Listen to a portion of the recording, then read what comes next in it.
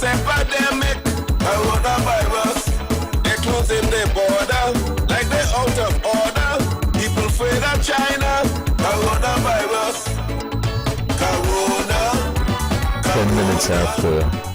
10 minutes after 10 o'clock in the Eastern Caribbean. With all the power from the tower, this is the powerhouse of the Eastern Caribbean, VON Radio, from the Federation of St. Kitts and Nevis. We now present a virtual meeting with the Tourism Department of Nevis Island Administration. I would like to take this opportunity to wish everyone a pleasant good morning and to thank you, the listening and viewing audience, for joining us in this public consultation, which is a critical part of the environmental impact assessment component of the Pinnis Park project.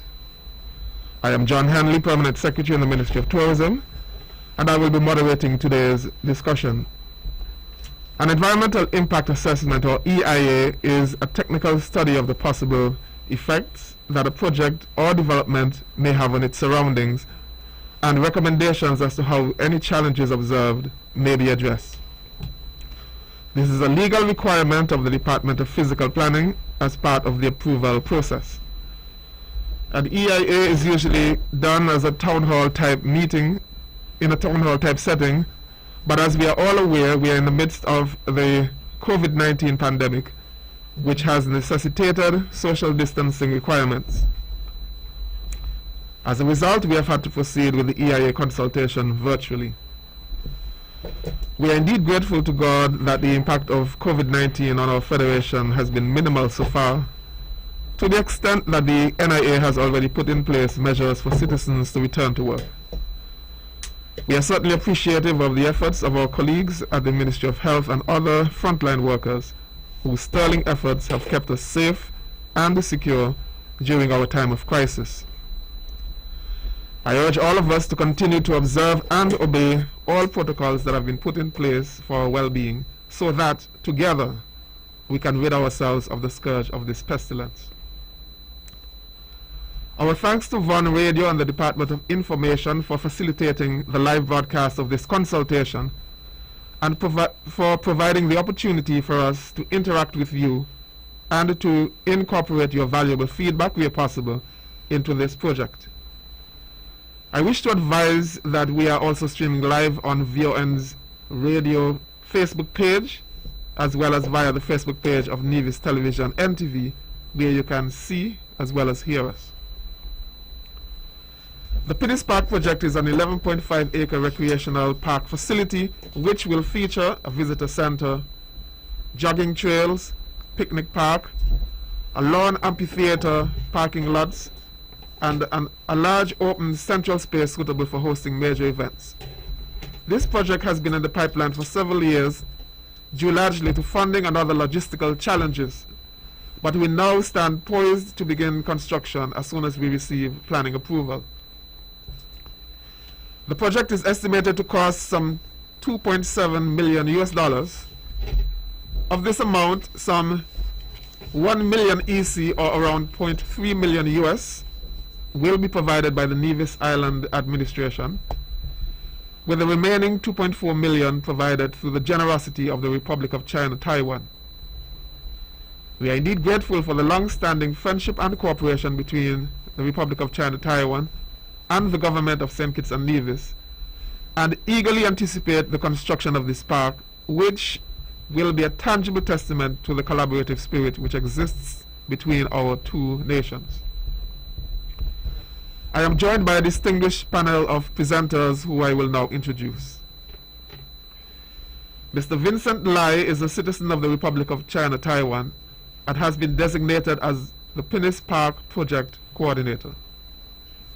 Mr. Lai holds a bachelor's degree in landscape architecture and a master in urban design. He works with the Taiwanese Technical Mission ICDF and has worked on many similar projects in the past, including the Eco Park in St. Kitts. Mr. Lai is the creator of the beautiful design and layout of the park. There is a 3D model of the park done by Vincent, which you can see at the ground floor of the Social Security building at Pinnis Estate. Mr. Lai will be providing an overview of the key features of the park and will also speak to the collaboration of the governments of the Republic of China, Taiwan, and St. Kitts and Nevis through this project. Good morning, Mr. Lai, and welcome. Good morning. I'm also joined by Ms. Camille Kelly, the well-known local architect here in Nevis. Ms. Kelly has proven herself to be keen, perceptive, and brilliant as an architect, and she brings to the table a wealth of experience. She has been assigned the role of architectural consultant to the Pinnis Park project. Ms. Kelly graduated from the Charleston Sixth Form College in 1999 and started to pursue her dream in architecture in 2000 at the University of Louisiana at Lafayette. In 2004, she graduated with a Bachelor of Science in Architecture, and in 2005, a Master in Agriculture. Her thesis, entitled Culture, Climate and Architecture in the Caribbean, focused on the island of Nevis. Her research has been utilized in designs and development of local venues such as Charleston Ferry Dock, the Artisan Village, and the Cultural Complex. And these have enhanced the division cultural experience, promoted positive relationships and interactions between persons.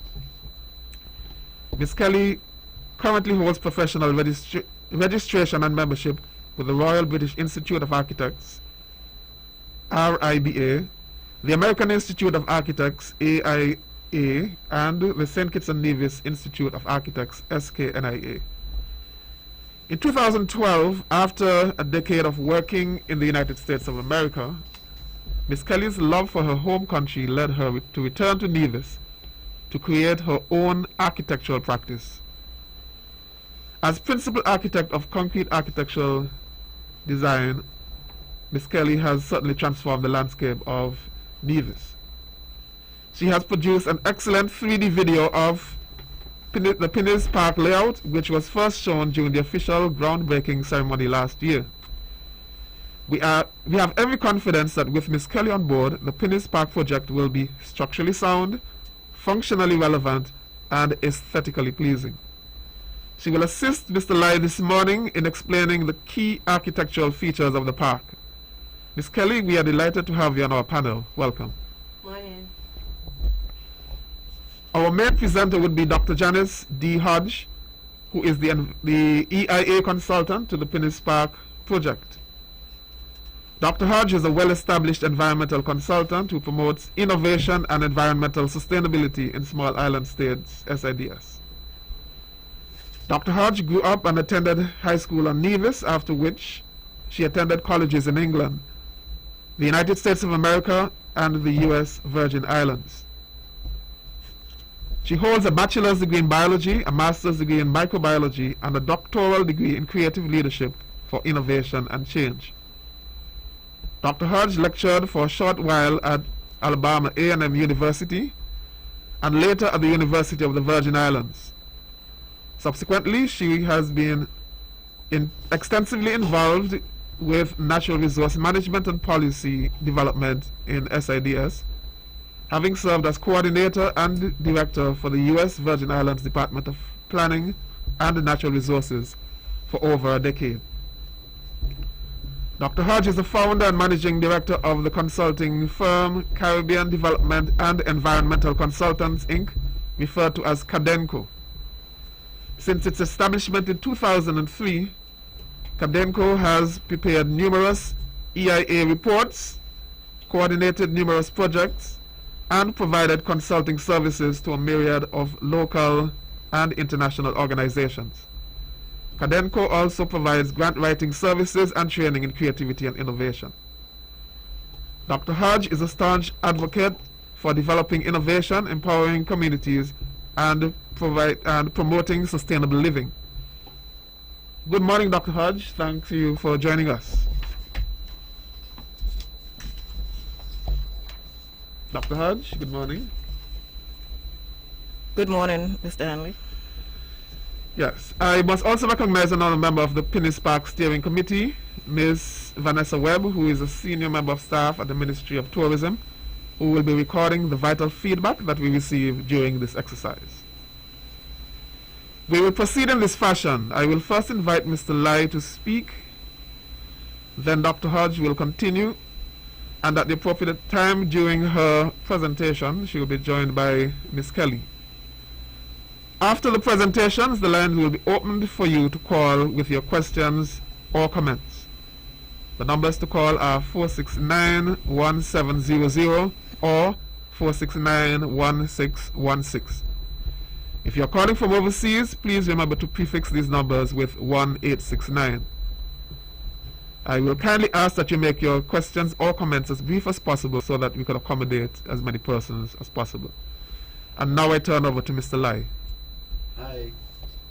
Okay, good morning, ladies and gentlemen. Thank you for P.S. Henry, you introduced myself. Okay. That's actually I have more than 20-year work experience, but this time it's my first to come into the radio station and join the EIA public hearing. That's very special experience, and I really have no idea to begin. Anyhow, my name is Vincent. I'm project manager for this project. Taiwan government assigned me to here assist the NIL to establish Phoenix Park and making the park construction anyway.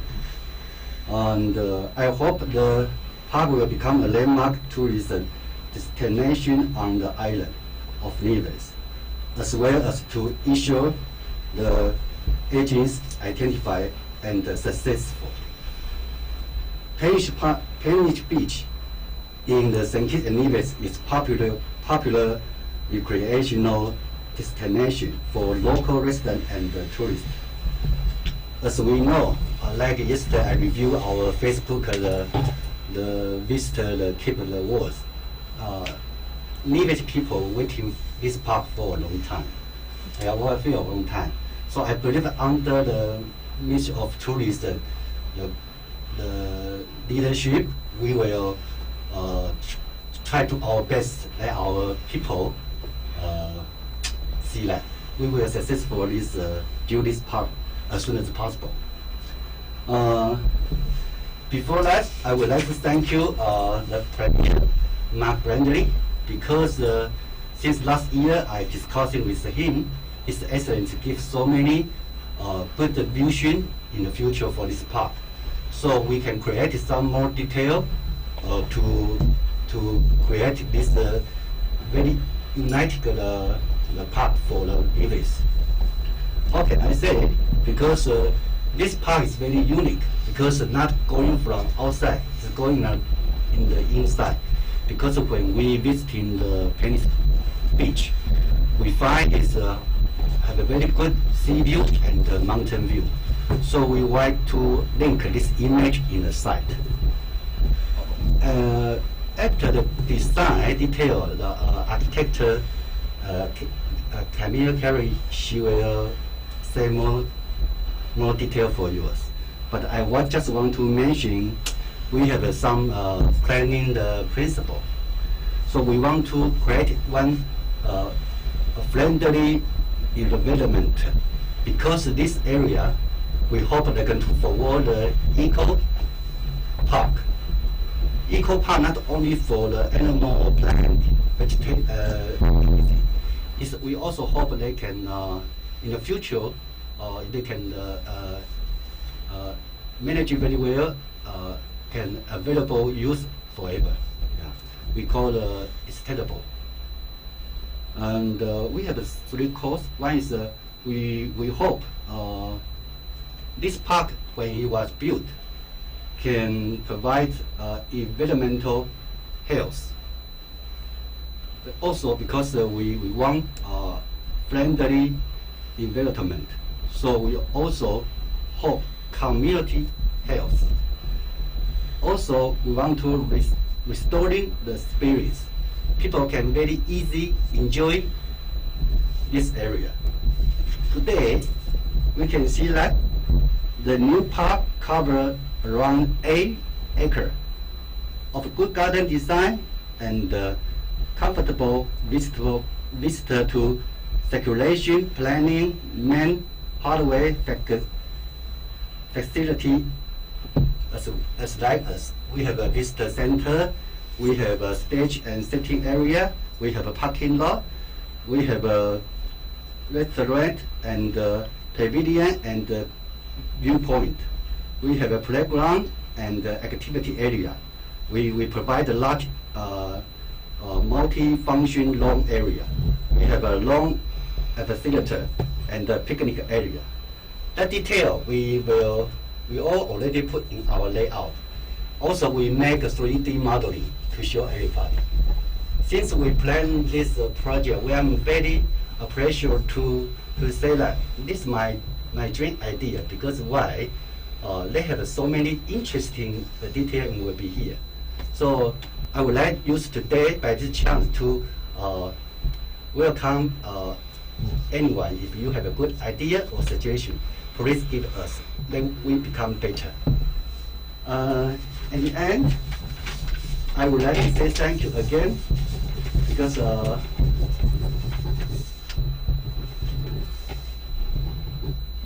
for our government leader and the Taiwan embassy, their guidance is and the great support, and all our team partners, they are excellent performers in this cooperation project. Especially, I want to thank you today, the whole meeting holder, Dr. Hodge. He spent a lot of time to manage this meeting. So I will say thank you. So God bless you, everyone. Thank you very much, Mr.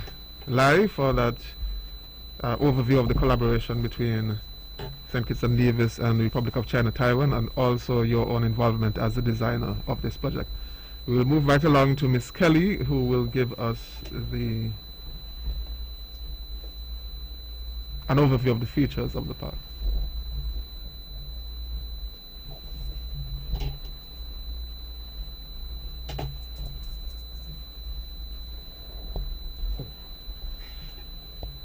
I will, just a correction, I will turn over to Dr. Hodge, and as I said prior, she will be joined in a presentation by Ms. Kelly. I am to remind you that we are live on Facebook, Von Radio's Facebook, as well as the Department of Information's Facebook, so you can see the presentation that is being done by Dr. Hodge.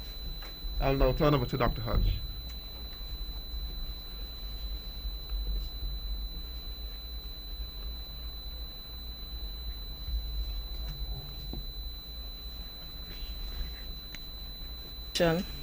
And do not have the privilege of viewing the public in front of me.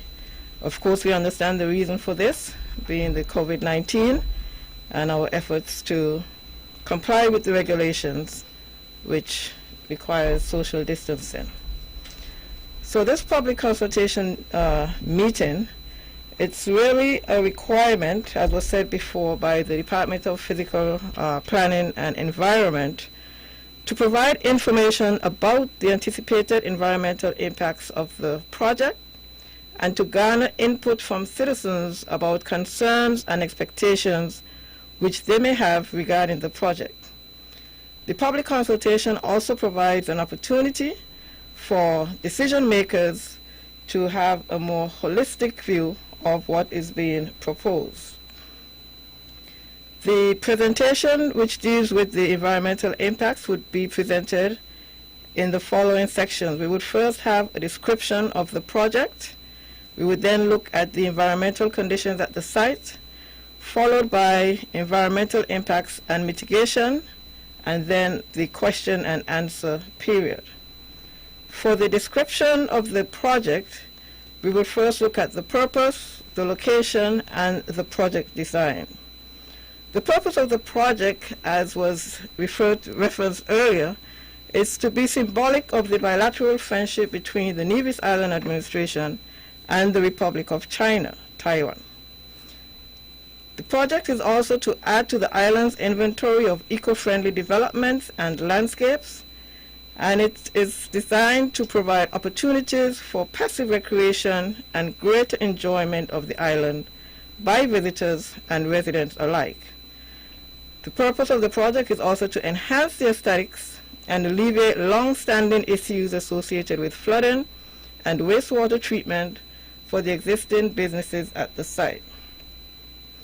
Of course, you may be familiar with the project site. It's located on the west coast of Nevis, in the area of Sunshine Restaurant and Lime Beach Bar, etc., from the Pinnis Beach up to the island main road. The project will be conducted in 2 phases. The first phase would be the development of the park by the NIA in collaboration with Taiwan, and the second phase would be the infrastructural enhancements for the existing businesses along Pinnis Beach. At this time, Ms. Camille Kelly would give an overview of the various components of the 2 phases of the development before I proceed with the environmental conditions at the site. Ms. Kelly?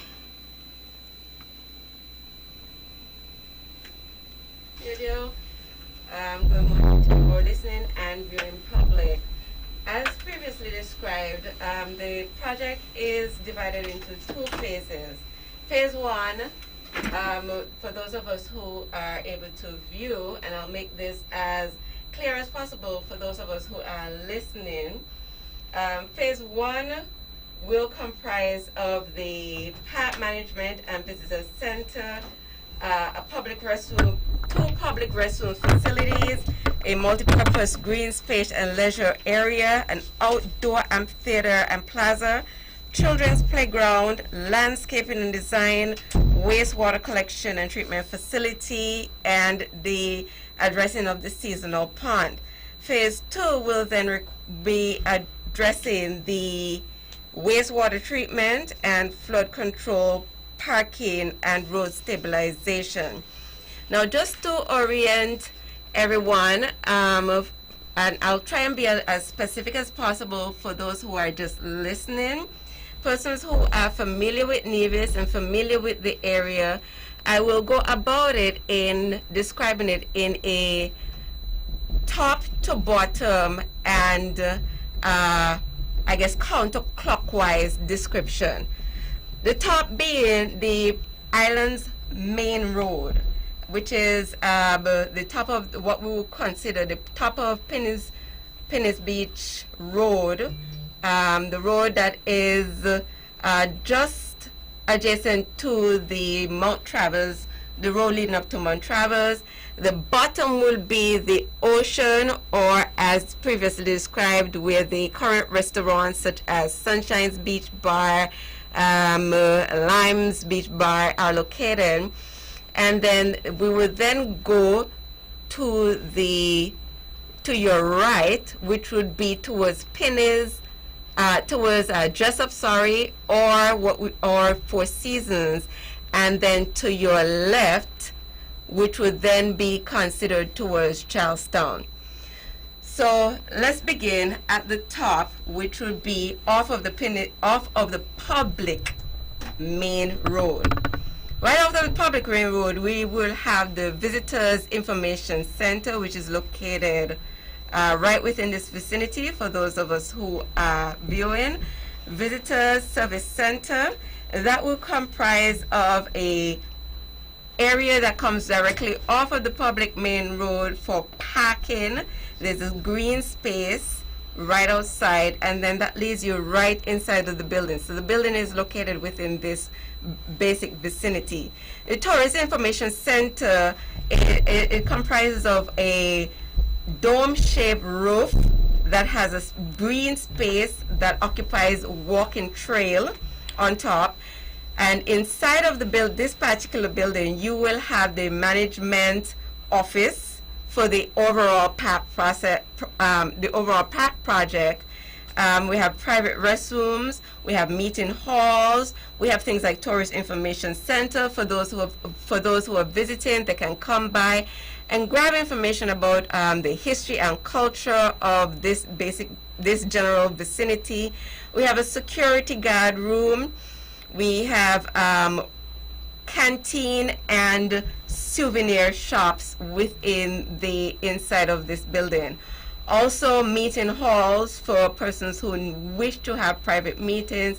They can also come and utilize this area as a general space for gathering.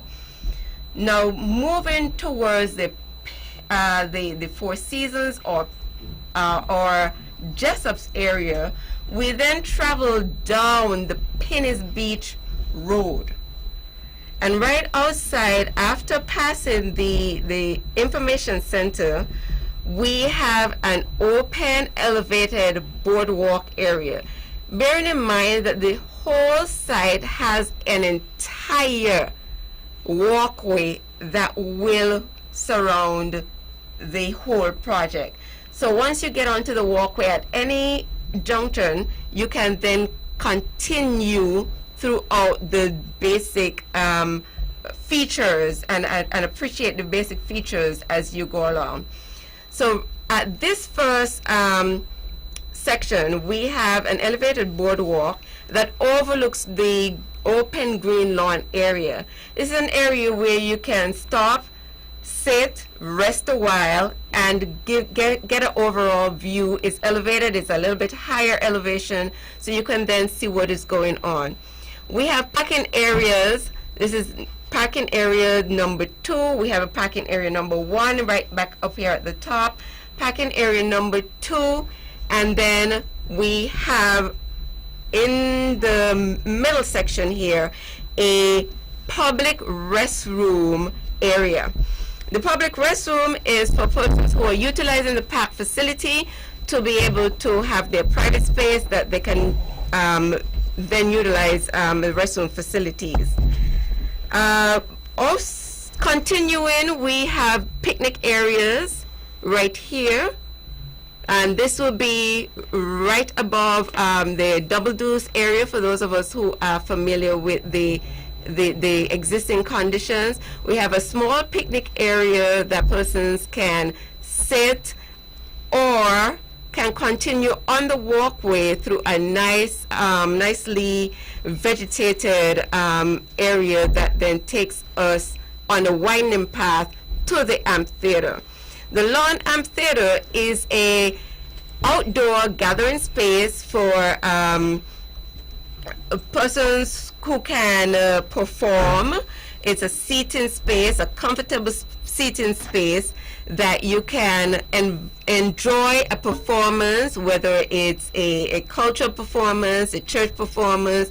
You can sit and have a central stage area that you can then view that performance from. Continuing on the pathway, we then go back around to a seasonal pond.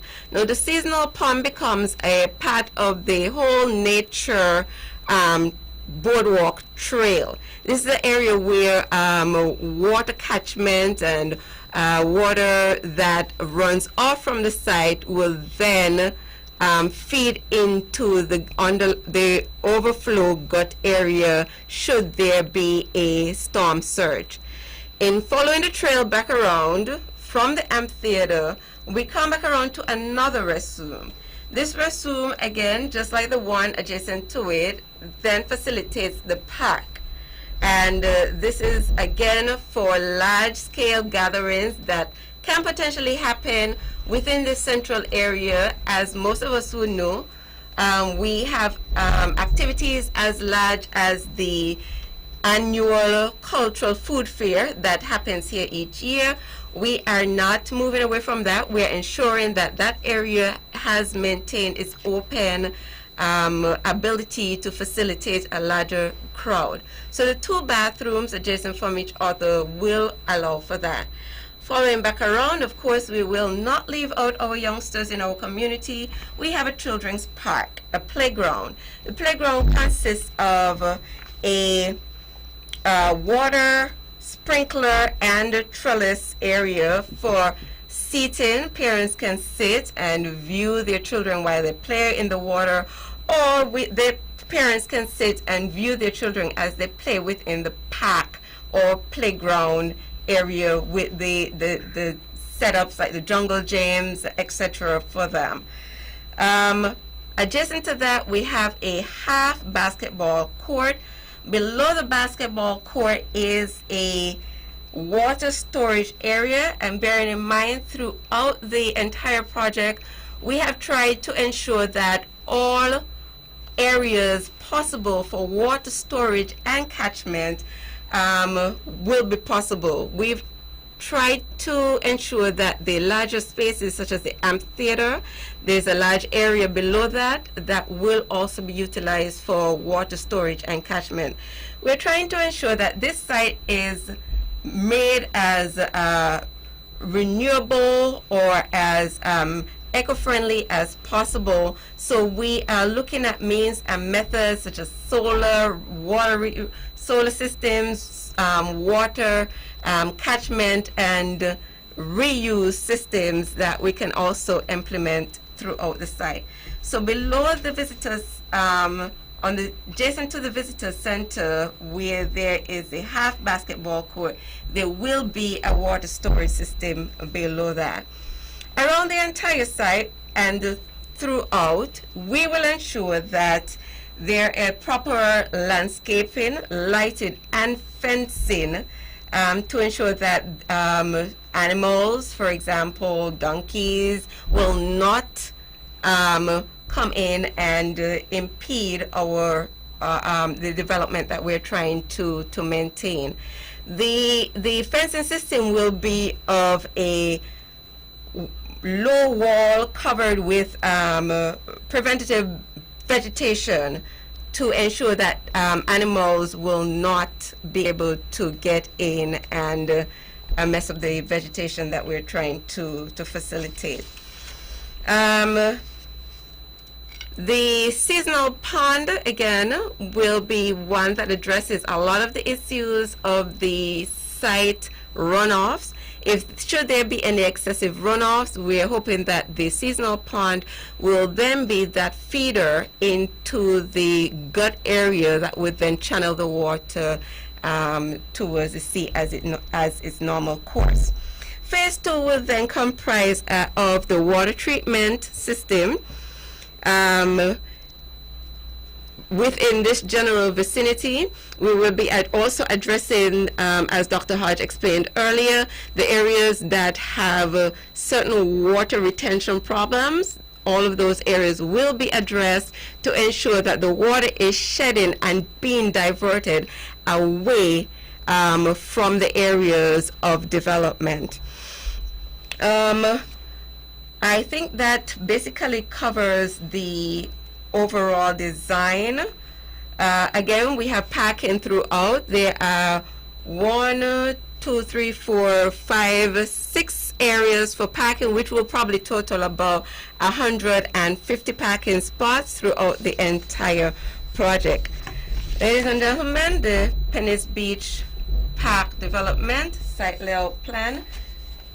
Thank you. Dr. Hodge, back to you.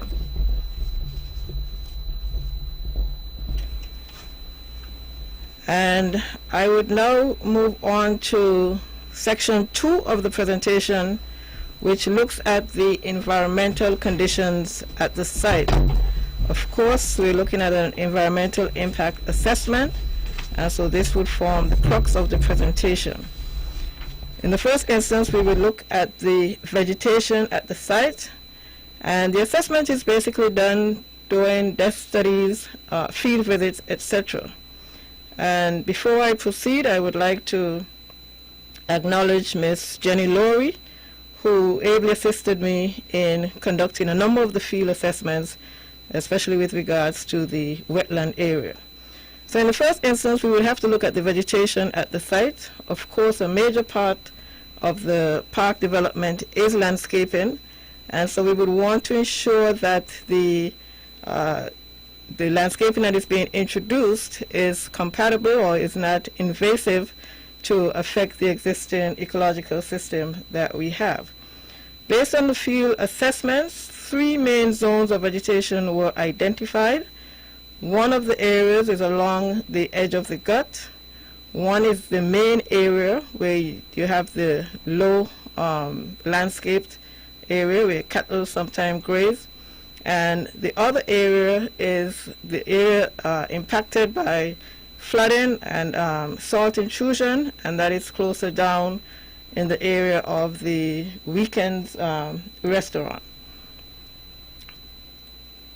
Now, as we look at the different vegetation types in the main area, like we said, that area is well landscaped and has large trees.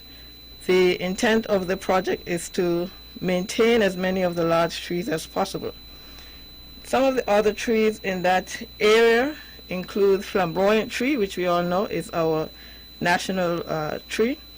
There's Indian almond, seaside almond, and of note is one particular species which exists there currently, but it is an invasive species and it is not something that we would want to maintain.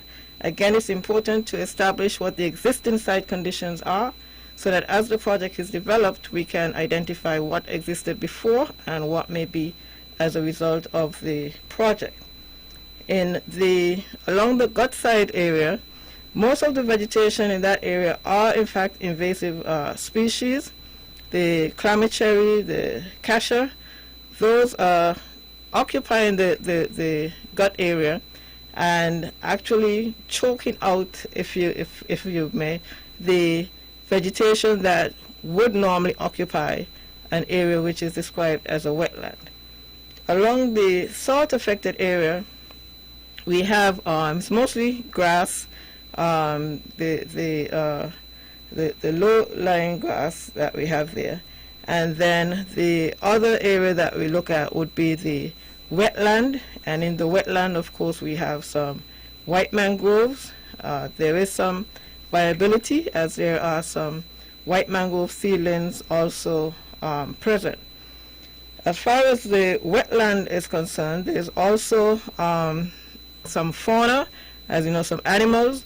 Wetlands are known for the habitat that they provide for a number of different species, some of which are endangered, and they also play a very important role in assisting or supporting biodiversity.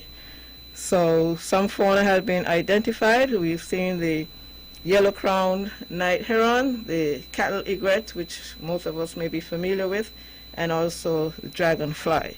So in terms of vegetation, there are three main areas in addition to the wetland area, and of course in the wetland area it provides a habitat for animals, birds, etc. The next major environmental factor that we looked at would have been the soils. And on the project site, we used the 1966 soil survey, which is the only survey that was done extensively for the island of Nevis. Test pits were dug and measurements were taken, and there were three major soil types identified. One in the open area, the large open area, one again in the more salt tolerant area, and along the gut side. So in terms of the soils, what it's important to identify is the structure of the soils, whether or not they are stony or clay, etc. One important feature that we identified was the depth to the water table, and in some instances you have as little as 24 inches or 2 feet before you meet the water table, and that will have implications on the type of vegetation that you would be able to put in some of these areas. Now, continuing to assess the site conditions, we look at the drainage and the flooding. Of course, most of us are familiar with the fact that the area floods quite profusely, sometimes not even requiring a heavy rainfall. And one of the things that has to be considered when you're looking at drainage is the entire watershed area, because for this particular area, we have a watershed of approximately 1,100 acres, which originates almost at the top of Nevis Peak. And so to analyze the data in terms of the watershed, the watershed was dissected into 3 major areas. We have a upper level area, intermittent area, and a lower area. And as you may realize, like I said, it's a very large watershed, and then it moves down to the park area where it actually discharges into the pond, the Pinnis Pond, before it discharges to the ocean. Now, in terms of the large watershed, one of the important issues that we have to look at would be having a little bit of computer.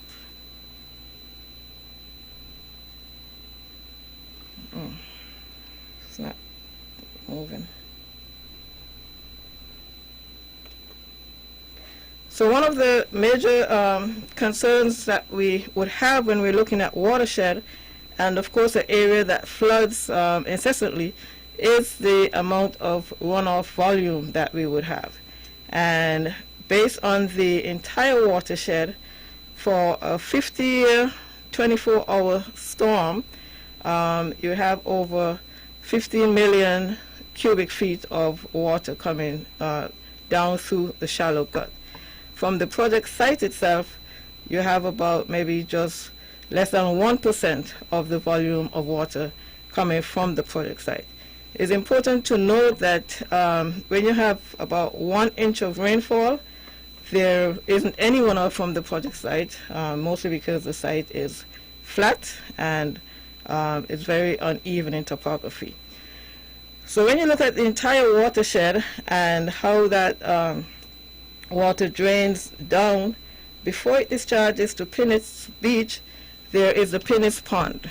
And so the Pinnis Pond is able to retain most of that water.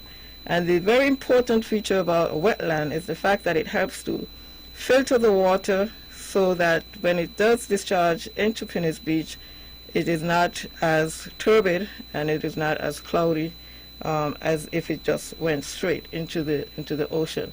And so we are all familiar with the pristine water quality that we have at Pinnis Beach, and it behooves us to recognize the importance of having Pinnis ponds and other ponds around the coastal areas of Nevis, which serve that very important function to retain the water coming from high up in the watershed and allows it to filter out before it ends into the coastal water. Now, when you look at the coastline area, we will notice that if you've ever walked along Pinnis Beach, there is a sand berm which keeps the water which comes from the watershed in Pinnis Pond. And so it allows to settle there. And this is where we would say that the sand berm is intact.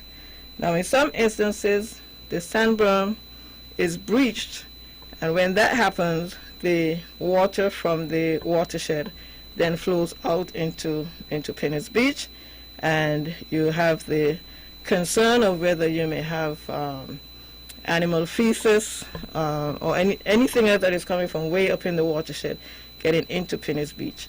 Again, we emphasize the importance of Pinnis Beach, not just for recreational purposes, but also for the tourism industry. And so the pond, Pinnis Pond, plays a very vital role, not just from an ecological perspective, but also from an economic and social perspective as well.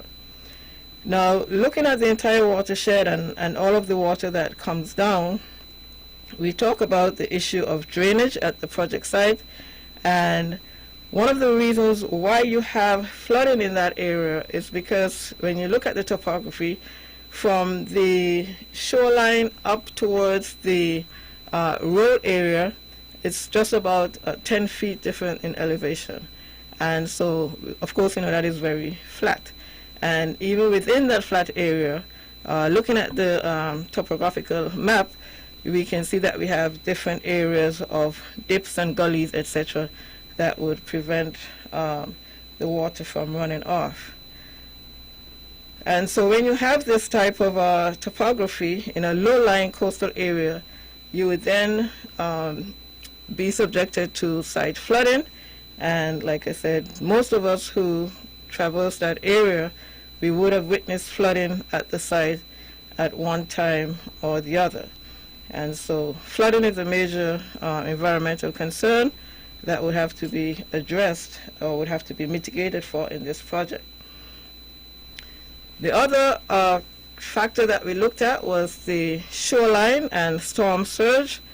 Of course, storm surge is has to do with the wave action, and when we look at the wave heights around Nevis and in the Pinnis Beach area, along that coastal area, we would notice that it is not very high. In fact, it's the lowest of the wave heights area that we have. When we look at the vulnerability to storm surge around Nevis, the Pinnis Beach area really is only impacted when you look at a 100-year storm. And a 100-year storm basically means a storm that would happen once every 100 years. Now with climate change, we're recognizing that we're going to have more frequent and more intense storms, etc. So looking at the historical storm surge data, we would say that the Pinnis Beach area would be okay because you're only looking at a 100-year storm where you would have significant storm surge. However, one of the anomalies that we have to deal with has to do with hurricane activity. And many of us may remember when Hurricane Omar passed, not even directly over Nevis, the devastating impact that it had on the west coast and actually caused Four Seasons to be closed for a long period of time. And this happened because normally the hurricanes would come from off the coast of Africa and come up along the east coast of the island. However, Hurricane Omar actually started west of the island, and so once it started to move out towards the Atlantic, it caused significant damage. Now, how often would these anomalies occur? No one knows, but these are some of the issues that we would have to look at as well. Different experts, coastal engineers, have looked at Pinnis Beach and have identified that, in fact, the shoreline of Pinnis Beach has been eroding over the years, and in fact, Pinnis Beach is one of the beaches on the island of Nevis which is considered as a highly eroding shoreline. And essentially what happens is that in the summer months, you would have, because of the type of wave action, you would have a buildup of sand, and in the winter months, because of again wave action, you would have erosion. And so if you have more erosion than what accretion, then you would end up with an eroding beach. And so the historical data would indicate that the Pinnis Beach area is one area that is known for erosion over the years. And so in a study done by Dr. Gillian Chambers, from 1988 to 1995, there was a difference in 26 feet along the shoreline. This is important in terms of what structures you would want to build. Of course, we have certain setbacks that we would need to comply with, but it's important to note that the erosion that takes place along Pinnis Beach is significant.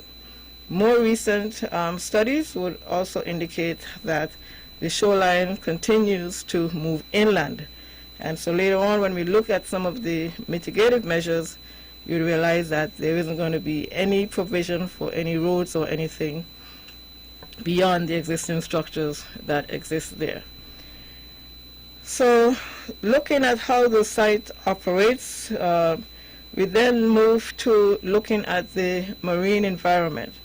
And the marine environment, we would look at the water quality which exists there, and we would also look at what actually exists in the environment. And so to assess the marine environment, we received assistance from the Nevis Water Department, who assist us in collecting samples and analyzing them for different parameters that we would need to consider. Based on the water samples that were collected, we would have looked at the Pinnis Pond area itself, and also from the Pinnis Beach area, and compare those samples to the World Health Organization standards. And based on the samples that we would have taken for dissolved oxygen, the World Health Standards needs to be a minimum of 5 to 9.5. For the Pinnis Pond, the first sample was within that parameter. The second sample, however, exceeded that parameter. And at Pinnis Beach, we had both samples exceeding or being above. So this is good because the minimum is supposed to be 5, and both in Pinnis Pond and Pinnis Beach, you had higher level of dissolved oxygen. And that is important because you have marine organisms, they would rely on the oxygen that is dissolved in the coastal water for their survival. We also looked at the turbidity and the fecal coliform. It is important to note that at the Pinnis Pond, on a day when there wasn't any rain, and maybe this is because the water just sat there for a while, there was a high count of fecal coliform. Not surprising though, because there are a number of animals that roam the area. Sometimes they end up into the gut. But what this data provides for us is a baseline so that we know what the water quality is at this time, and should there be any change once the project is implemented, then we can have some reference and try to trace what is responsible for these changes. Another aspect of the marine environment that we looked at was the benthic environment, basically what exists in the ocean floor just off of the project site. And based on a study that was done by the Nature Conservancy, the area just offshore of the project site is basically just sand and seagrass. This was corroborated by another field assessment that was done, and so there is sand and seagrass. What's important about this is that where you have seagrass close to a mangrove area, you will generally find a habitat that supports nursery and young fish, etc., because of the seagrass. And when you have high storm surge, they get washed into the pond where they can go for a while in a safe environment, so to speak, and then they are washed back out when you have the next storm surge. So we looked at all of those factors regarding the environment, and then we looked at the land use, what is actually occurring at the site. Well, we all know what's occurring at the site, but you still need to document it. So the entire project area is controlled by the Ministry of Tourism. The phase 1 area, in terms of the use, what is the land used for now? Well, it's cleared of vegetation except for the large trees, which we mentioned earlier. You have feral animals roaming and grazing on the property. You have some vehicular traffic which travel through the project area to get quicker access to the restaurants, most likely. Some people use it for parking, whether it's for nearby business or construction workers. Some people just go there and relax, passive recreation, and of course it's sometimes used for cultural activities. So in terms of the existing land uses, it's very passive for the phase 1 area. For the phase 2 area, which we said is bordered by Pinnis Beach to the west, we know that Pinnis Beach is the primary tourist beach on Nevis. The area is also occupied by restaurants and cottage industries. We're familiar with the restaurants: Sunshine Bar and Grill, Lime Restaurant and Tours, Weekends Bar and Grill, Double Deuce, Turtle Time Bar and Grill. There's also a security hut. There's also a restaurant which is being constructed but is not operational at this time. And the area is widely used by locals and tourists. Adjacent to the project site, you have the ongoing condominium development to the north, which is the Belmont Gardens. You have an active well, which is operated by the Nevis Water Department. And so generally the project which is proposed, which speaks about getting the landscape from the shoreline up to the top of the mountain, is definitely consistent with what is present at the project site. So the upper area is pretty sparse, the lower area is heavily used. Unfortunately, there's some areas where some dumping occurs, or maybe material is just stockpiled. We don't know, but in the field investigations, we realize that there is some material that seems to be misplaced. And so when we look at the overall project site from the Island Main Road down to Pinnis Beach, we can clearly see the area for the park is pretty sparse. In the Phase 2 area, you would have the development. Now, once we would have looked at all of these different factors, what we need to take away from this in terms of an environmental impact assessment is the fact that Pinnis Pond plays a critical role in supporting biodiversity and enhancing the water quality at Pinnis Beach. The mangroves there help to build the coastline and reduce coastal erosion and provide wildlife habitat.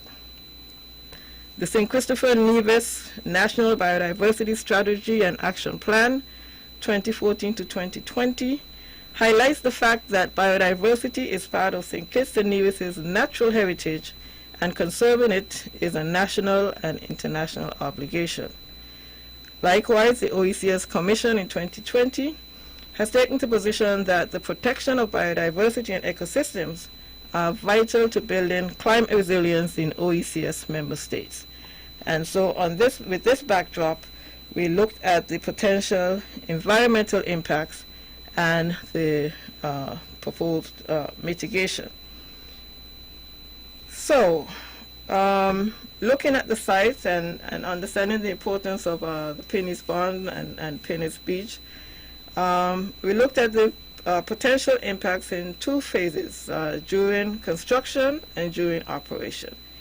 And essentially the impacts are very similar for both Phase 1 and the Phase 2 area. Some of the likely impacts include pollution of Pinnis Pond and the Pinnis Beach from solid waste, pollution of Pinnis Pond and beach from chemicals, loss of biodiversity, wetland services from encroachment, low water table and invasive species, as well as flooding as a result of inadequate site design and layout. Dust pollution is also a concern, even though this would be more so in the Phase 2 area. During operation, we will look at the possible environmental impact would be pollution from inadequate treatment of wastewater, site flooding from inadequate drainage or stormwater management, and again, loss of biodiversity caused by landscaping chemicals and being in close proximity to the wetland area. So what we have tried to do is to present this as succinctly as possible, understanding that this is not the most palatable type of discussion right at this time. But it is important that we understand what the potential concerns are and how we propose to mitigate for those concerns. And of course, the first adverse impact, we looked at pollution from solid waste. You know, most construction sites, you have packaging, waste paper, some chemicals, etc. And so we're saying covered waste containers will be located in a waste collection area. Waste will be disposed of at the landfill, and no solid waste shall be thrown into the gut. In terms of pollution from chemicals, we're looking at establishing a park with a lot of landscaping, and so of course you would want to have fertilizers and pesticides, etc. We're saying that this would be done off-site from the project area, so that you do not get those chemicals going into the gut, which would end up into the pond and then the bay. And then there are certain standard operating procedures for developing eco-friendly ornamental plants, and of course chemicals. Maintain portable toilets so that people do not have the urge to go into the gut side when they would want to use the restroom. Loss of biodiversity from encroachment, low water table and invasive species. So we're saying there needs to be a buffer set back from the edge of the gut to avoid gut destabilization. Of course, if the gut edge starts to destabilize, you get sediments falling into the gut, which would end up being washed down to the pond and into the ocean. So there needs to be a setback from the edge of the gut. Excess stormwater would be diverted to the gut, which would help to provide the type of environment that is necessary for the growth of white mangroves. And another mitigation measure is to establish reed beds in a section of the gut where you can create water settling and even more filtration. So higher up in the gut, rather than waiting until you get right down to the pond, you could start to do some settling right there. And then collaborate with the Department of Agriculture to flag the trees that should be retained and to approve the ornamentals that will be introduced to the site. Invasive species, which we mentioned earlier, such as climate-cherry, cassia, wild tamarind, all of these should be removed from the gut so that you can begin to allow for the rehabilitation of the wetland type vegetation, which provides the most services.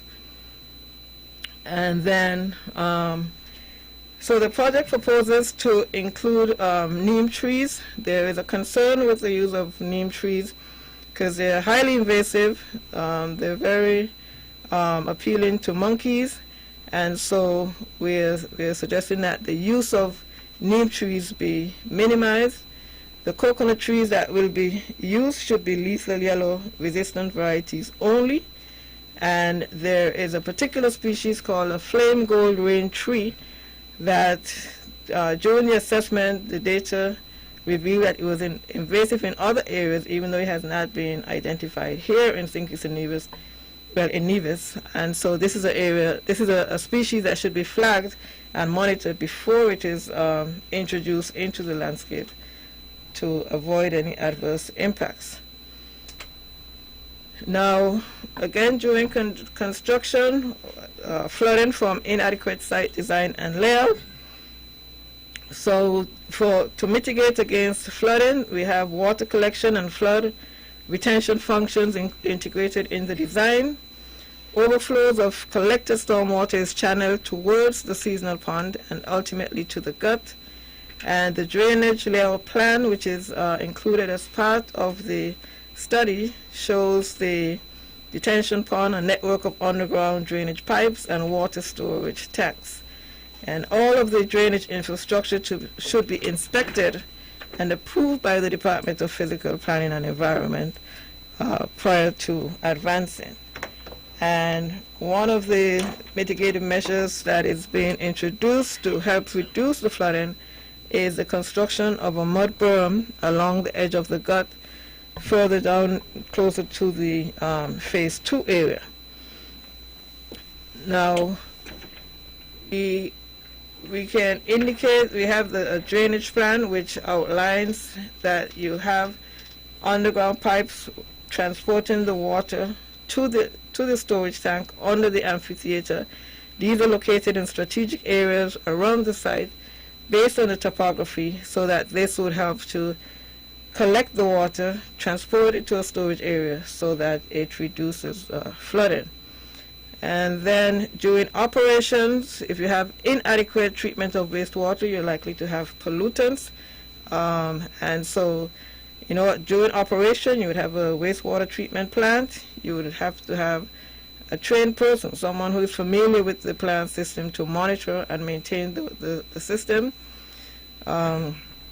Storage tanks have to be constructed so that to the extent that you have excessive rainfall, then you can store the effluent rather than have it released into the environment when the soils are saturated.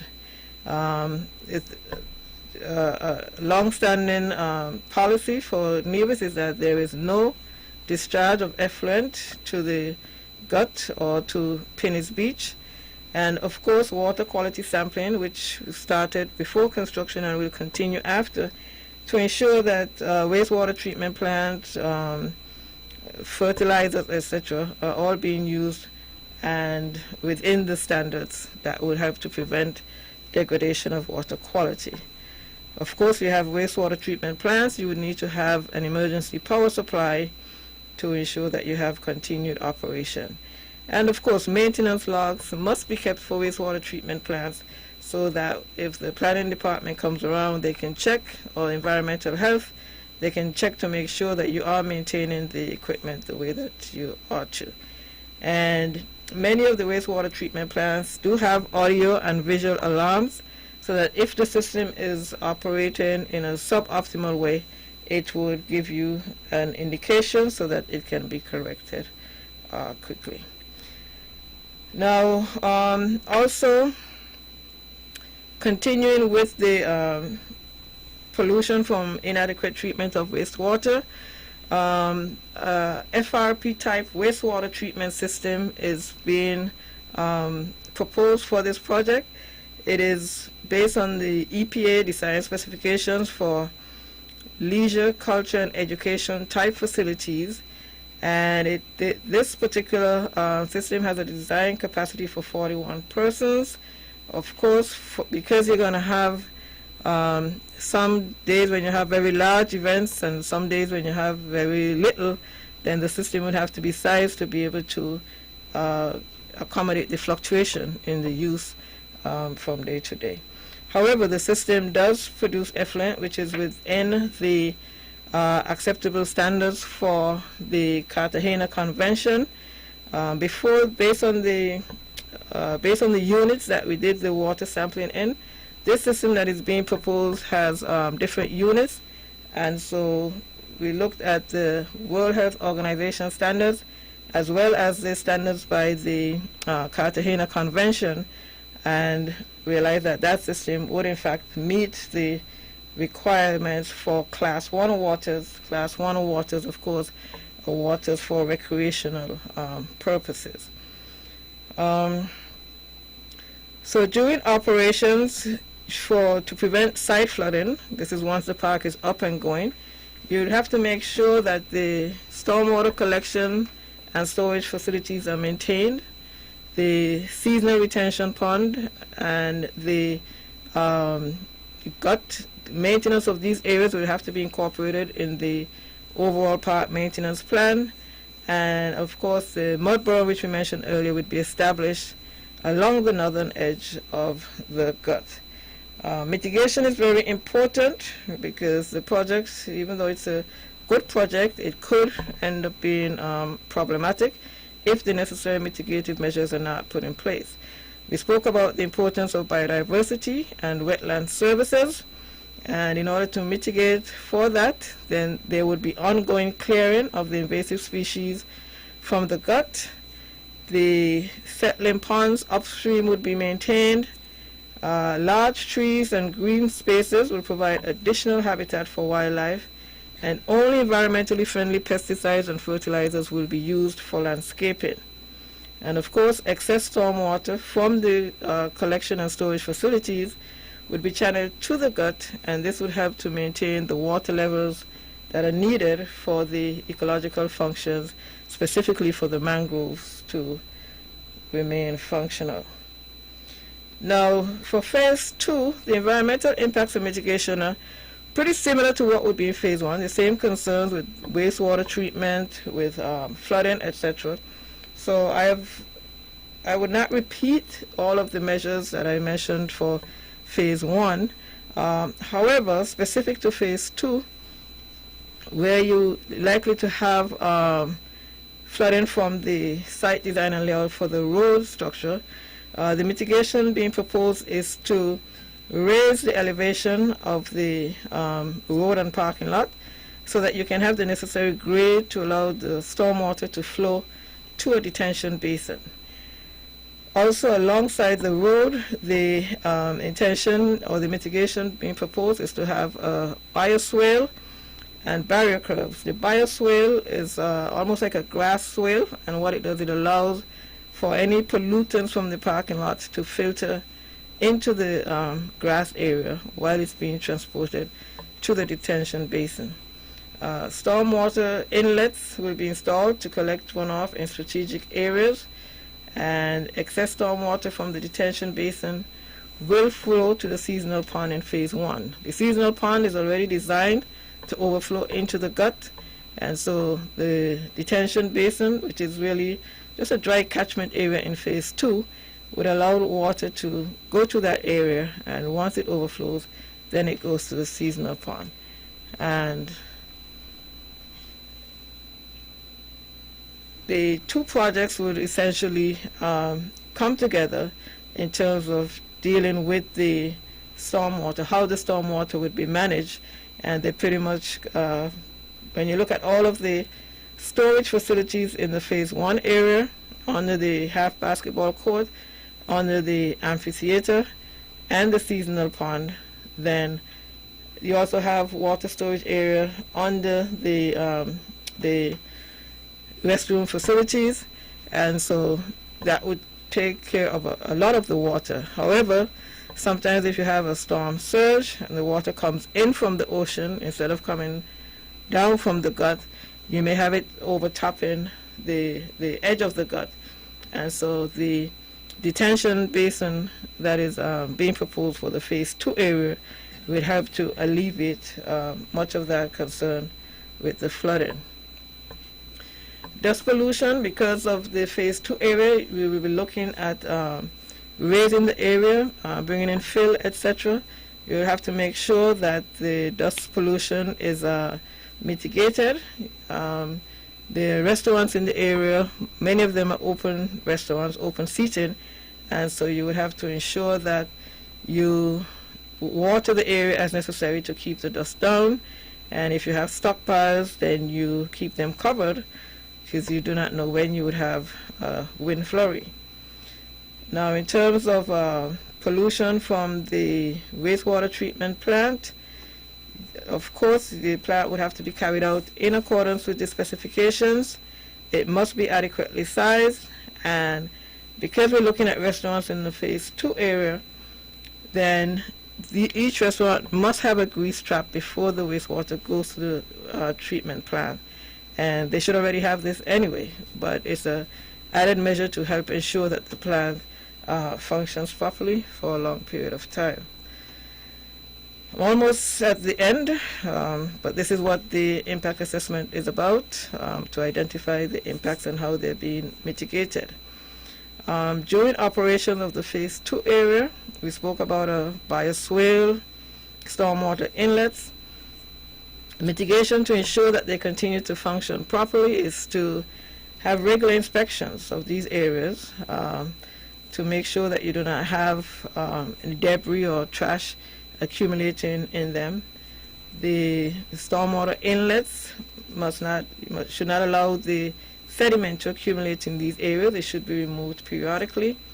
And the sand berm separating the wetland from the Pinnis Beach would be maintained below the level of the mud berm. We spoke about how the sand berm sometimes is breached, whether it's because of storm surge water coming in or the velocity of water going out. In order to help prevent the water from overtopping the gut, the sand berm would have to be monitored so that it can be maintained below the mud berm, and that would help to reduce the occurrence of flooding. And so an area has been identified on the site plan to indicate where the mud berm would be most effective. And so once that is established, then the removal of the sand berm on a periodic basis would be necessary to make sure it functions properly. Now, to avoid pollution from ineffective wastewater treatment in Phase 2, this Phase 2 area is different from the Phase 1 area because, of course, Phase 2 is you have a number of restaurants. The type of wastewater is going to be significantly different, and so you need a different type of system. The type of system being proposed for the Phase 2 area, it can accommodate a wide range in flows. Sometimes you may have some restaurants open, some not open, etc. So you need to have a type of system that can function effectively, notwithstanding the amount of flow that it has and the different types of waste that may be entering the system. So the capacity for the system is based on the existing restaurants, looking at approximately 550 seats. The industry standard is 50 gallons per person. And so the system has to be adequately sized to make sure that it can accommodate the wastewater at peak usage. The good thing about the ChromaFlow wastewater system, which is being looked at for this area, is that it can be installed in modules. And so if the area is to expand with more restaurants, then you can add more modules as you would need in order to accommodate those systems. And then again, to mitigate for the pollution, you would want to ensure that the attachment for tertiary treatment is included, and this would have to ensure that the effluent can be incorporated in the irrigation system, because once it's treated at the tertiary level, then it will remove all of the pathogens, microorganisms, etc. And so those are the major likely impacts associated with the project from an environmental perspective, and the proposed mitigation to address them. Now, this project incorporates a number of features. We look at the expanse of open green space, which is in the project design. It has an extensive rainwater collection system, planting of more than 1,000 trees and shrubs, recycling of treated wastewater, water collection and flood retention structures, rehabilitation of the coastal plant ecology, and integration of solar energy in the roof design of the building. So implemented with the necessary mitigative measures that have just been discussed, this project can actually help to enhance the ecosystem services provided by the Pinnis Pond, and also help to build a more climate resilient Nevis by looking at especially the water conservation measures that are installed. I thank you for bearing with me through this presentation. It is most necessary that these factors are looked at so that when the planning department reviews the proposal, they can make the decisions well informed of what the concerns are and what the mitigation may be. As the presentation, this aspect comes to an end, we will now open the line for questions, or I'll turn it back over to Mr. Handley. Thank you. Thank you very much, Dr. Hodge. Your presentation was quite comprehensive, and we saw quite a range of environmental impacts that you mentioned, ranging from possible impacts on biodiversity to drainage and other factors. So at this point, we're going to open the lines. Technically, we have until 12 o'clock, but I imagine the station manager can be a bit flexible. I will remind you that the numbers to call are 469-1700 or 469-1616, and if you're calling from overseas, please prefix that with 1869. Please remember to make your comments brief so that we can get as many calls in as possible.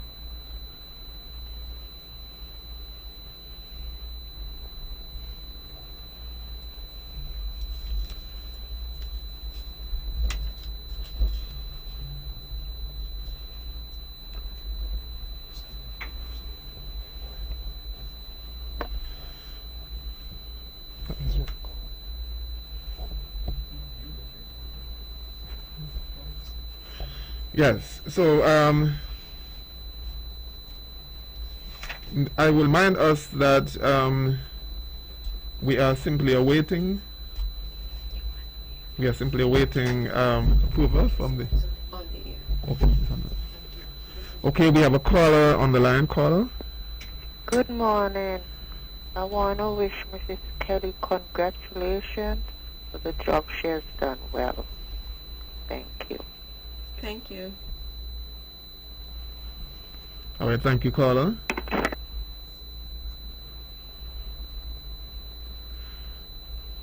Yes, we do know that Ms. Kelly, as I said in my opening remarks, Ms. Kelly is a renowned architect, and she has done very good work on many of the projects. I myself have had the opportunity to work along with Ms. Kelly at the Artisan Village, and I'm quite satisfied with the work that she has done there.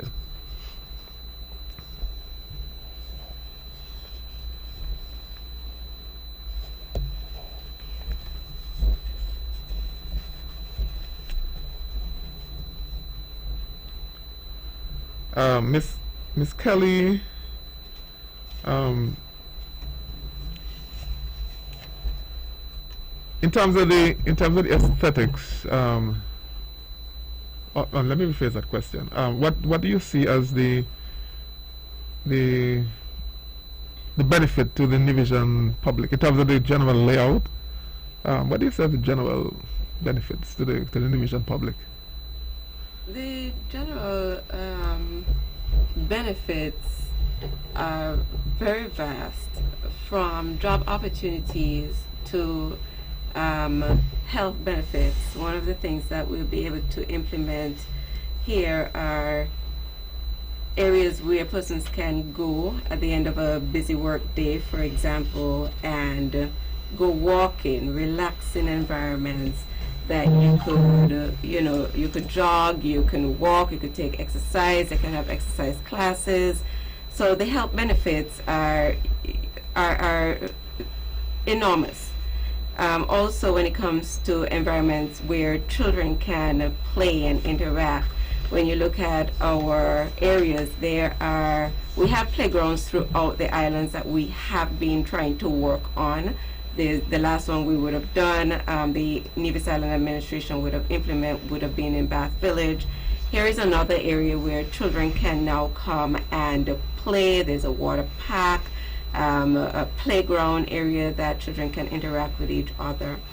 In terms of preservation of the environment and the whole ecosystem that surrounds the site, we are ensuring that will be implemented. And some of the problems that the site currently have, those are things that we will be addressing and ensuring that the site maintains its natural integrity. In terms of the cultural aspects and the cultural benefits, I mean, I'm longing to envision myself, even whether it's religious activities or cultural activities, being able to gather here. Outdoor gathering spaces is something that as a culture we've tend to move away from that, but if we can begin to bring that back, our natural environment is beautiful, for us as locals. We tend to we've moved away from that, but then not only for locals, it's a place also for our tourists to interact with us and see what our culture and nature is all about. So the benefits would be really great, economical, socio-economical. We will be enjoying a wonderful time at this park, Mr. Hanley. I'm sure all of us look forward to this park. It has been long in waiting, and when Vincent designed the latest version of the park, I think the whole of Davis was quite excited at what was unveiled at the groundbreaking. Vincent, Yeah. you are the designer of the park, and as I said in my comments earlier, we were very satisfied from the Ministry of Tourism's point of view in terms of what you had produced. Could you tell us about some of the plants that you plan to include in the landscaping at Penny's Park? Of course, just like Ms. Carey said, just beginning I say we are propose this project. We want create more benefit for the Nevis public, not only for economic. I just say for environmental health, we bring some design principle for eco design, but the ecology principle is combined with agricultural process incorporate into all the accepted of the landscape design. The presented future landscaping that are designed to support biodiversity and conservation, as well as creating memorable and sensory for the outdoor activity experience for the people. Just why we say we want all environment become health. The other side, we also want to let our citizens or our visitors, they can enjoy this one. And now we know the world is we have a global science in here. So we are not only for make park for public use. We want to organize all community together. So this last year we are groundbreaking after we had so many different activities to support our project. Like we have the school children art. We want to keep the memory in our park. So we welcome our public to join this one. So just why I say community health. This is it's logical science only. So the public. Okay. Somebody calling?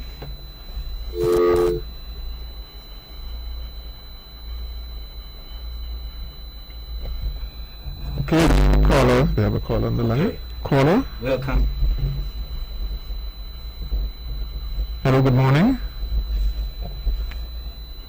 Oh, we seem to have lost that caller. Continue. Okay. So just I talk about we want to create community health.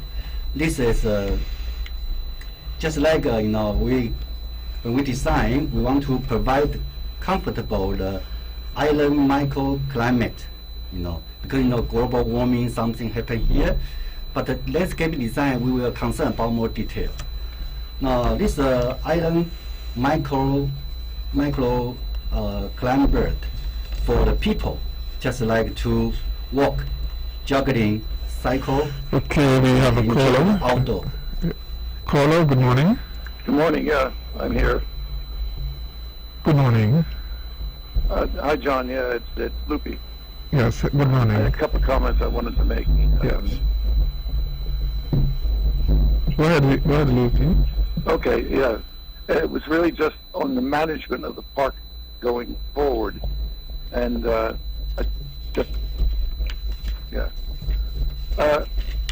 was just calling.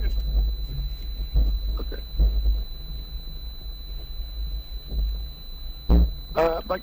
It's just an awareness of the quality of the seawater, because people will be bathing. And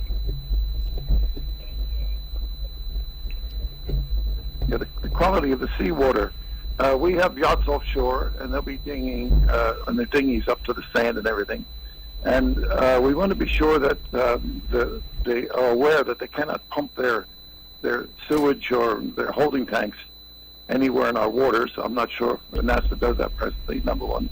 Number two, going forward, will there be, will government or health services, somebody be considering testing the water for bacteria or E. coli or things like that, which occur particularly when the guts wash and that sort of thing? Because these things are a hazard, and they do occur in our season. I don't think we're presently testing. And that will be a primary bathing beach for the island. So I just suggest that somebody consider that there be some monitoring of the quality of the water for bacteria and microbiota that may be of danger to us or hazard. That's what I'm offering, because it'll become a very popular area. It's a lovely looking project. Thank you. All right, thank you very much, caller. In terms of the protocols for the handling of wastewater from yachts. We do have measures in place already, so the yachts are aware that they cannot indiscriminately dump their waste into the water. And also in terms of the testing of water, Dr. Hodge did mention that there would be continued testing as part of this project. Dr. Hodge, do you want to jump in on this one? Yes, thank you. The water quality testing has been a concern for many for a very long time. And while we do conduct some testing, there's really a lot more testing that can be done, looking at a lot more specific criteria to ensure that we can identify the exact cause of any water quality degradation. And so the necessary infrastructure that would be required to be established is definitely something that we need to look at going forward.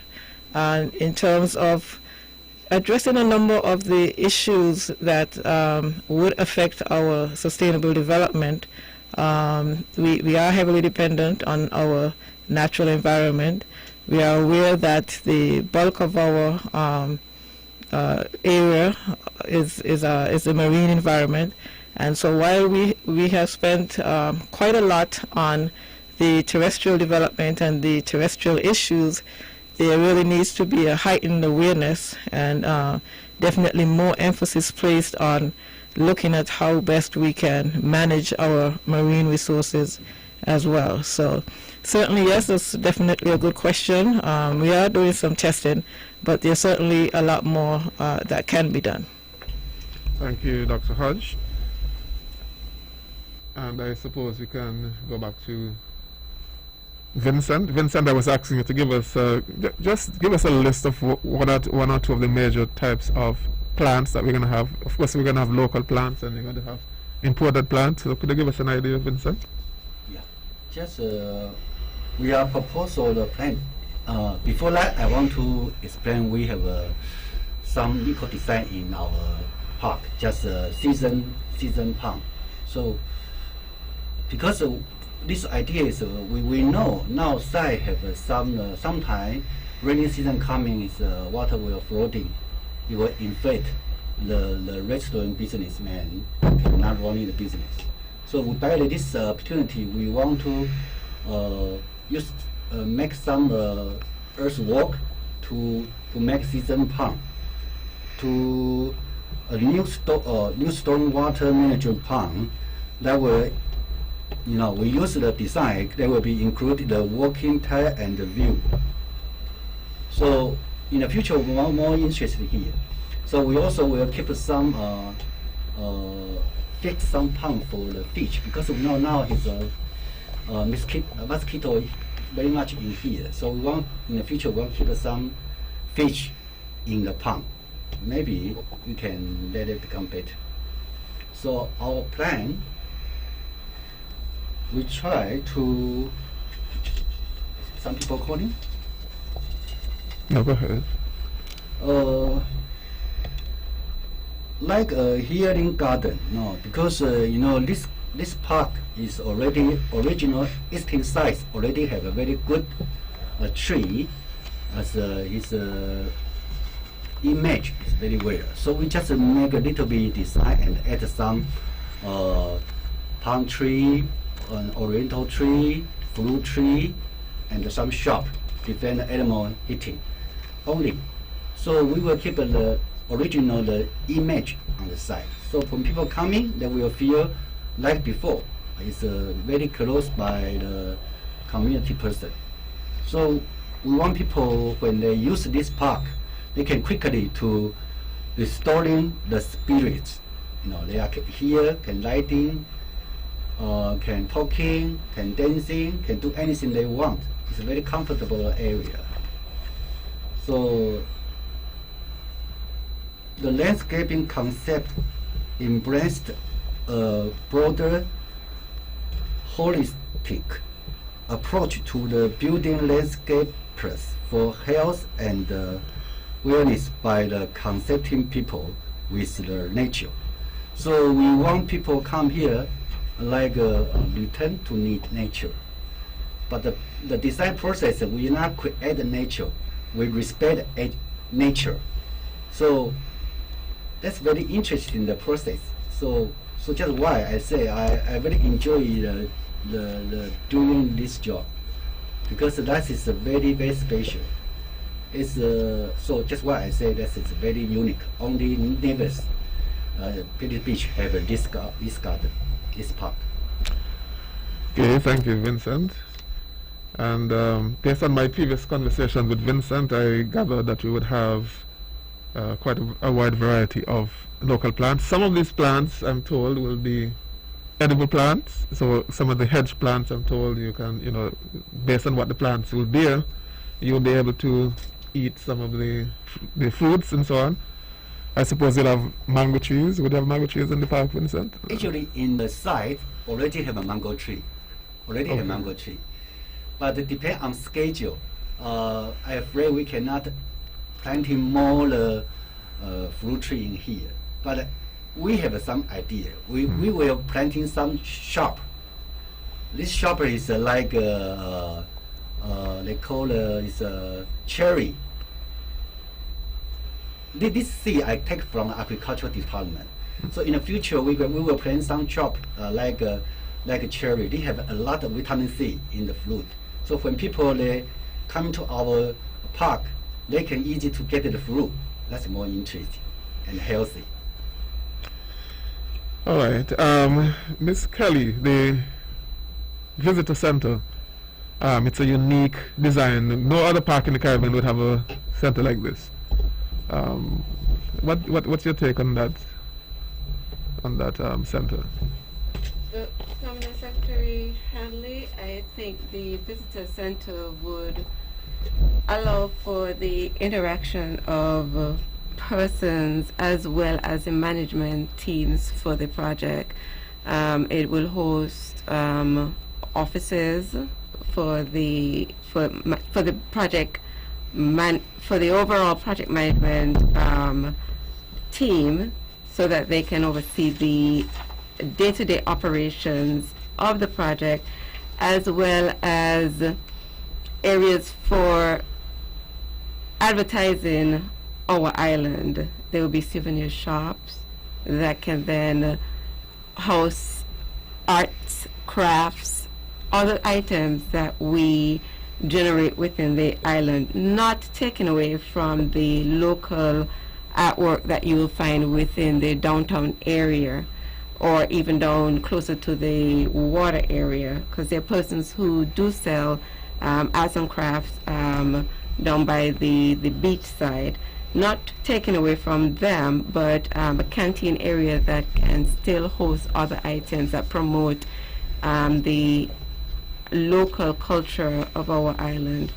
I will, as well with the amenities and utilities for the park, whether it's the electrical, mechanical utilities, they will also need to be housed within an area, and part of that structure will be used for that. Security will also be within that building, and as you know, for a park area of this nature, security will be very, very important, very critical, from CCTV video surveillance, to security personnel, that they can have a hub that they can come into and oversee the operations of the grounds. Thank you very much. Vincent, you wanted to add something? No, it's okay. So All I right. just thinking maybe some people couldn't. Okay.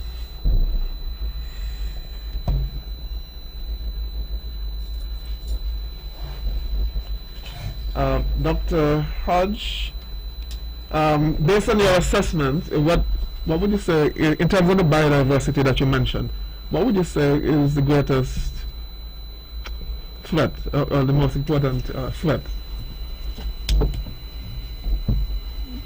Definitely, in Nevis as well as many of the other OECS states, the loss of mangroves and wetlands has been a major concern, primarily because they're not valued as much as they ought to be.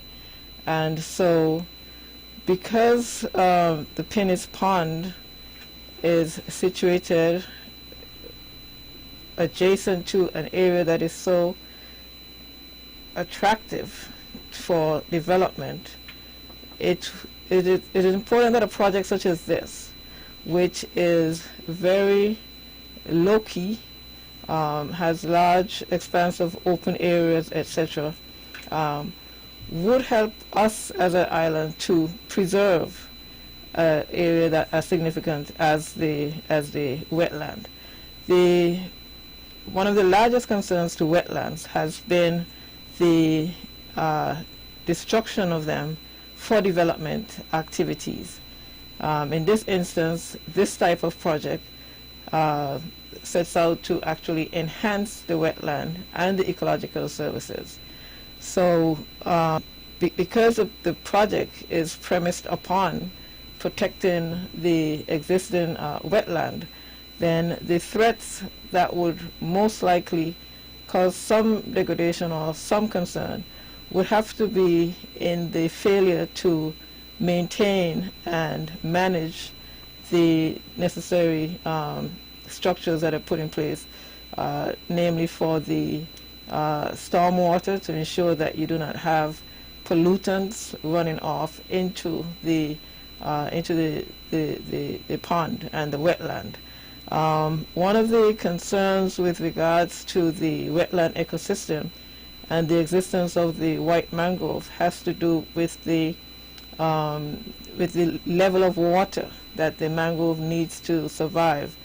And with this project requiring large amount of water for maintenance of the landscaping, then it's important to ensure that the amount of water going into the pond is not diminished.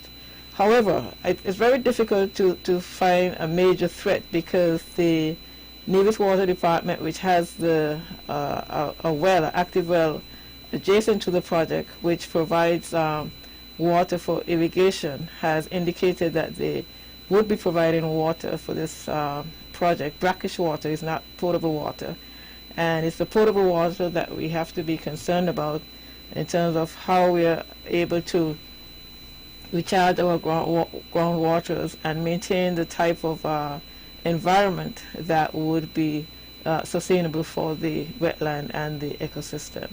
So ensuring that the wastewater treatment facilities function per manufacturer's specifications would be key, but provided that the necessary mitigative measures are put in place to ensure that they are maintained when required to do so, then the wetland should actually be enhanced, as I indicated earlier.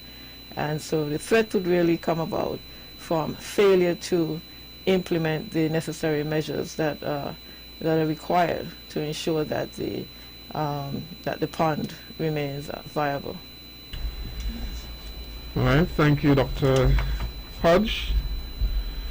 And I think at this juncture we can just about wrap up. So as we wrap up, I will ask each one of the panelists to give a snapshot of their perspectives. I will start with Vincent. Vincent, in 30 seconds. Just give us your final comments. Yeah, actually, we talk about the landscaping plan. If you overview and check our planting schedule, you will find this project we just try to removing around 2,000 plants in the park only. So in fact, we also encourage the local plant to propagation to produce in our taxpayer fund. So in January this year, we build one nursery to produce the landscaping plan in the nursery. So everything going to very smoothly. Yeah, very good. So if you say my comment, just I say, this park is belong to Nevis. Yeah. So after today, I think we were starting many work to construction this project. So when I think back, since last year July until now, have so many Nevis NIA authority gives us many help, like agriculture department, Mr. Sargent, Randy, and Nico. Also finance, Mr. Doe also gives so many good suggestions. So we hope everything will going to fine, because we are next step. We also have some activity. We will be coming to let our community people public can know that. Like we want to correct all the picture, something. So we hope today, if you ask my comment, I think we will do our best, and we will let this project as soon as possible to come true. Thank you very much, Vincent. Ms. Kelly?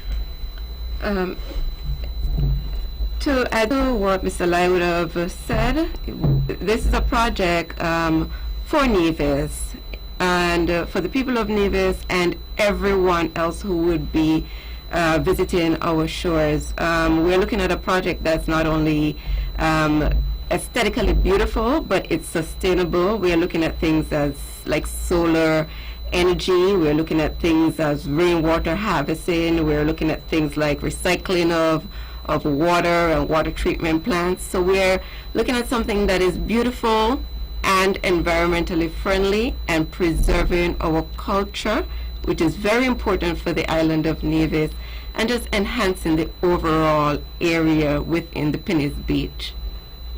Thank you very much, Ms. Kelly. And finally, our main presenter, Dr. Hodge, your final impressions in 30 seconds. Thank you, Mr. Hanley. The project is a unique project, as indicated earlier. The area where the project will be established is also an area that has significant value for Nevisians. The comment that I would like to make is that once the EIA is completed, with recommendations, that every effort be made to ensure that the mitigative measures outlined in the EIA are actually implemented and enforced, because I think that is one of the major concerns where you have a very good project, but because of the failure to ensure that the mitigative measures are implemented, you end up with a bad project. And so I would like to say that the project is definitely one that would put Nevis on the map in terms of ecotourism development, sensitive to the impacts of climate change, definitely one that has sustainability at its core, and it would definitely be a project that we should be proud of once it is developed and operated the way that it is proposed to do. Thank you. Thank you, Dr. Hodge. I would like to end by expressing some words of thanks. Firstly, to Dr. Hodge for her thorough research and for so clearly presenting her findings to us this morning. I would like to thank the staff and management of VOD Radio, headed by Mr. Edward Weber Herbert and his staff, the staff of the Department of Information and TV for jointly with VOD Radio covering today's proceedings, the Republic of China Taiwan for funding in collaboration with the NIA the park project. Of course, I want to thank all those persons at the embassy and the ICDF for their collaboration. And I would like to thank our numerous stakeholders in the public and private sectors. And if I were to single out two stakeholders in the public sector, I certainly have to single out the Department of Agriculture, that has gone way and beyond the call of duty to assist us with the establishment of this park project. The Department of Physical Planning also has been very cooperative and has given us a lot of assistance. We want to thank all participants in today's discussions.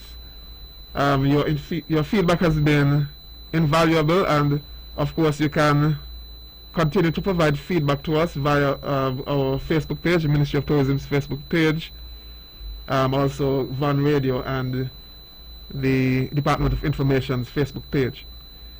And let me end off by thanking the Ministry of Tourism staff that has worked on this project. I want to thank all of you at the Ministry of Tourism for the work that has been done. Of course, I also want to thank Premier Brantley, who heads the NIA, for his sterling support of this project and for rallying behind this project. He urgently and anxiously wants to see this project come to fruition, and we thank him for his support and the way that he has been rallying behind this project. So once again, I want to thank each and every one of you, and we look forward to the speedy and successful implementation of this project. Thank you and have a good day.